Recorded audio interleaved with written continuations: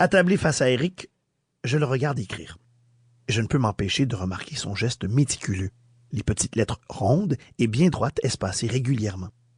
Je me dis que la calligraphie de mon beau-père est presque le miroir de sa nature introvertie, logique et pratique, tout en étant créative. Nous sommes dans la véranda à l'arrière de sa maison de Kennebunkport, dans le Maine. C'est un endroit magnifique. À l'horizon, les reflets du soleil dansent sur les vagues de l'Atlantique qui viennent se briser sur les rochers en contrebas. De temps à autre, les cris des mouettes transpercent la pulsation de l'océan. Une sensation apaisante. J'attends qu'Éric ait terminé de rédiger sa liste de tâches. Après quelques minutes, il dépose son stylo, range son calepin dans la poche de sa chemise et lève son regard brun, clair, vers moi. « Bon, par quoi veux-tu commencer? » C'est ainsi que débute mon aventure avec Éric.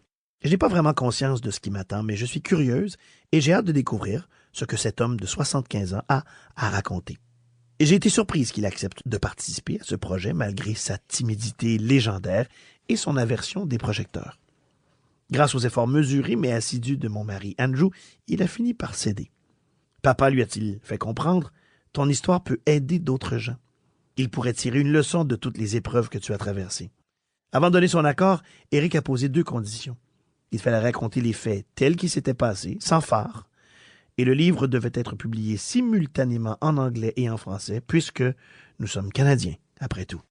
Secrètement, Andrew et moi avions une autre raison de pousser Éric à se prêter à cet exercice.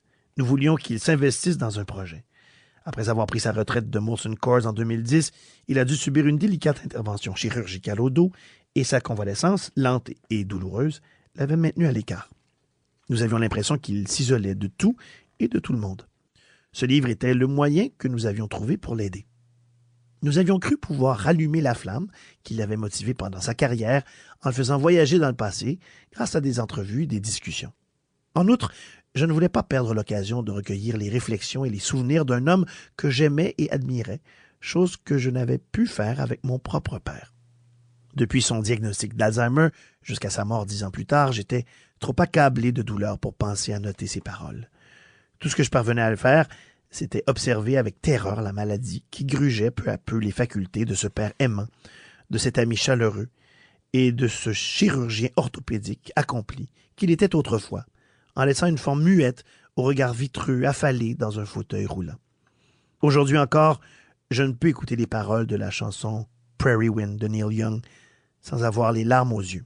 « Trying to remember what my daddy said before too much time took away his head. » J'essaie de me rappeler ce que papa a dit avant que le temps lui enlève sa raison. J'ai perdu mon père, le docteur Antonio, en 2010. Et j'aurais aimé qu'il me reste de lui plus que des souvenirs. Avec Éric, je pouvais au moins tenter de saisir son essence, non seulement pour satisfaire ma curiosité, mais aussi pour mes enfants.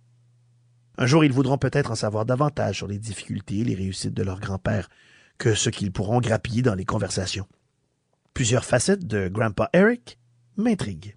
Souhaitait-il vraiment se lancer dans l'industrie brassicole ou l'avait-il fait par sens du devoir? Comment avait-il assumé l'obligation de veiller à la pérennité de l'entreprise familiale? Craignait-il d'échouer ou pire, d'être le Molson qui allait mener la brasserie à sa perte? Il est bien connu que seuls 30% des entreprises familiales sont reprises par la 2e génération, 12% survivent jusqu'à la 3e, 3% atteignent la 4e génération, et ainsi de suite. Éric dut relever le défi de passer le flambeau à la 7e génération de Molson. Réussit-il? Peut-il mener à bien sa vision de l'entreprise et de ce que le nom Molson représente? Si oui, quels principes le guidèrent? Comment composa-t-il avec la cupidité inévitable qui l'entourait? Qu'en est-il de ceux qui essayèrent de l'écarter, de le forcer à quitter le poste de président du conseil de Molson et lui ravir le contrôle de l'entreprise? Comment réagit-il quand il se rendit compte que l'une de ces personnes portait le nom Molson? Il allait de soi que j'étais impatient de discuter de ces enjeux avec lui, mais j'avais 2 autres raisons d'entreprendre la rédaction de cet ouvrage. La première concernait le style d'Éric.